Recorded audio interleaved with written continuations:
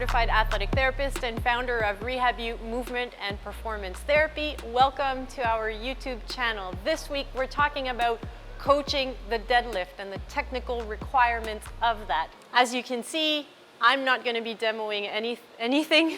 You won't believe what happened. I went running, I fell, foosh, and damaged my UCL. Hey guys, it's okay because I know a good rehab specialist who can, not only make sure that I can continue training, but to make sure that I recover from this injury and get back to performance. So I'll be all right. Now, if you guys are here, it's because you also have that vision. Rehab is training. So let's talk about the deadlift. Let's start by talking about some of the common mistakes we'll see with the execution of the deadlift, so these technical mistakes.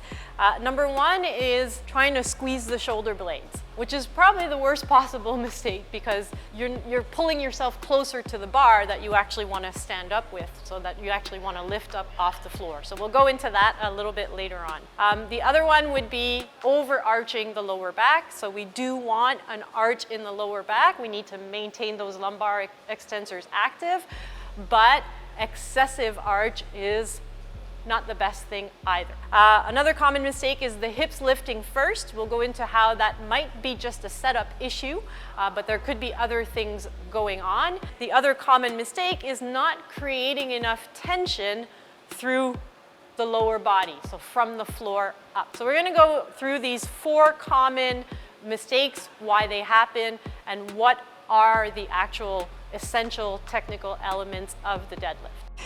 Hey guys, thanks for watching our videos, and don't forget to subscribe to our YouTube channel. All right, so when we look at the technical requirements for the deadlift, the first or the easiest first thing to look at is the setup. The deadlift starts from the ground, and so we're going to look at what our individual client's positioning is going to be from the ground. Now, when we get set up in the deadlift position, we want the barbell over the midfoot. So Pierre-Luc is going to have the barbell over the midfoot. And then from there, we want the spine of the scapula over the barbell. Okay? So a lot of people have this setup where they sit back because someone has told them you're too far forward, and they sit back. But what's going to happen here is he's got no leverage to lift that barbell. Okay? We're going to go into that in a couple minutes. So come back to the proper setup. I mentioned the first mistake was trying to squeeze the shoulder blades together. If Pierre-Luc squeezes the shoulder blades together, he's actually pulling himself, as you can see, he's pulling himself towards the bar. Now what's going to happen is he's pulled himself towards the bar, but then he's going to want to lift up. Either way, when he hits the resistance of that barbell, those scap retractors are never going to be able to hold that scap retracted position. So what we actually really want is, my friend Alex Babin used to use the expression scapula in the back pocket. So imagine he wants to bring his scapula in the back pocket. So it's more of that cue that you sometimes hear is that break the bar cue. That's what we want to be doing here. Not squeezing the shoulder blades together, but creating tension to keep the barbell close and to put the scapula in the back pocket. Even though the deadlift is a lower body exercise, what I mean by that is we put it in lower body training. It's actually a full body exercise. And so you actually need to look at what's going on from the feet all the way up to the shoulders. Now you can already see how that first common mistake of wanting to squeeze the shoulder blades together is going to impact the strength with which he's going to be able to pull that barbell. So if we come back to that positioning, the second mistake we had was overarching the lower back. So overarching the lower back means really creating a lot of extension. And again, if you're using a cue like chest up, or you've told the person to keep their torso straight, right, they misunderstand that for torso upright. So not only does that bring him spine of the scapula behind the bar a little bit again, not optimal for pulling, but he's creating a lot of tension in that lower back. Could be potentially bad for someone who's already hyperextended. Now we do want a little bit of an arch. We want active lumbar spine extensors, but there's got to be this balance between extension here and anterior core stabilization, because what we want is we want a rigid lever from here to here, and he's going to be able to stand up with that bar. Go ahead and do just one for us. Okay, so we're not squeezing the shoulder blades, and we're not bringing the chest up and hyperextending that lower back. third common mistake that we see, which again could be a setup mistake, like a positioning mistake, is the hips lifting first. Now we went into that a little bit earlier on, where barbell has to be over midfoot and spine of the scapula over the barbell. So he's got that leverage to lift the barbell up, right? If he's got this positioning where someone has told him you're too far forward, bring your hips down, then he's going to be behind the bar. What's going to happen naturally when he goes to pull up on that bar? Go ahead. He's going to lift, because otherwise he hasn't got the leverage. So that could be the reason why the hips are lifting first. The other reason why the hips lift first, though, is it could be not creating enough tension through the torso, letting the bar travel away from him a little bit, rounding the bar, losing that rigidity of the upper back. And we'll go into what exercises we can use to correct that. The other common mistake that we'll see is not creating tension into the ground. So we want to kind of claw the ground and create a bit of external rotation at the feet, which is going to create external rotation all the way to the hips and help use those glutes to lift up that bar. So notice that he's really pushing into the ground. And come on up. Good. Now, a lot of times people are not going to create tension through the feet, so they're going to be more towards the inside of the feet. Knees are going to come in and they're going to be a little bit more sloppy. And again, what will happen usually is the hips will rise first, and then they're going to use all of their lower back because the legs are not pushing into the ground, starting with the feet. All right, go ahead and do one. Yes. So as you can see, there's things going on with the deadlift from the feet all the way to the hips, to the rigid torso, to the arms holding the barbell. All right, so we're going to go into two exercises or two deadlift variations that we can use to get a better control of the hips and the torso.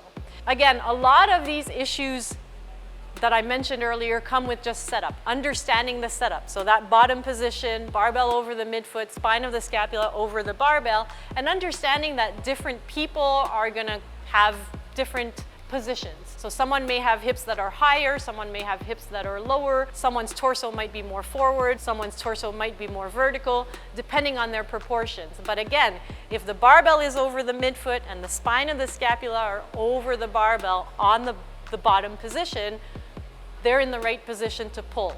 Barring that, other elements that go into hips lifting first probably can be corrected using these two variations, because usually it's about generating that strength through the glutes and keeping that torso rigid.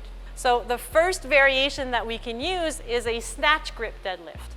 The wide grip of the snatch grip deadlift makes it so that it's not as easy to shoot the hips up first. So that execution of lifting everything at the same time is going to be much more fluid. Go ahead. Up and back down. Yes. So because he's so forward in his position and so wide in his grip, if he lifts his hips too high right off the bat, he's going to feel he's actually going to feel weaker, right? So using the snatch grip deadlift is a great way to get those hips to work into the deadlift, to make sure that torso stays rigid, to make sure those hips don't rise first. Go ahead and do a couple reps for us. So great variation there for hips lifting too fast and or torso not being rigid enough. Another great variation to maintain that rigid torso is the sweeping deadlift. So we're going to have a resistance band, light resistance band attached to the barbell, forcing Pierre-Luc to use those lats to maintain that barbell close to him. Go ahead. So again, same idea with the positioning. He puts his barbell over midfoot, spine of the scapula over the bar, scapula in the back pocket, and then he's lifting. And that elastic band is pulling the barbell forward, so it's forcing him to maintain that tension through the lats, and that helps understand and maintain the rigid torso. Go ahead, a couple reps more. Perfect. All right, so as you can see, many common mistakes we see in the execution of the deadlift start with getting a proper setup and understanding also that your different clients and patients are not going to have exactly the same positioning when they're at the bottom of the deadlift, but the same setup. Okay, if that makes sense, the setup is barbell over midfoot, spine of the scapula over the barbell. When I say they're going to have different positioning, it means some of them may have higher hips, some of them may have lower hips. If I have very long femurs, shorter torso, I'm going to have higher hips and my torso is going to be much more forward than someone else. So understanding proper setup and then looking at what's happening technically, where are they breaking down.